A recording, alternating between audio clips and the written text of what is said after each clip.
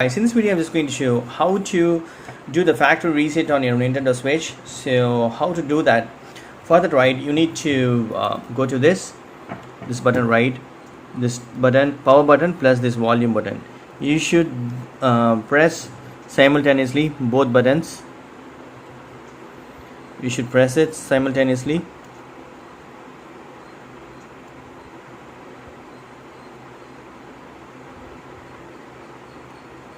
See, now it is in recovery mode. So now see this, all these options: update systems and factory settings without deleting save data, restore factory settings. If you want, you can do this. This is the options, you can do this.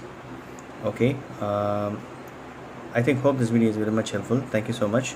And one more time I want to tell you this: press this button and plus minus simultaneously. These three buttons you need to press it, then only you can get this recovery mode. That's it. Hope this video is very much helpful. Thank you so much for watching my video. Please put the comments and feedbacks in my video forms. Thank you. Bye.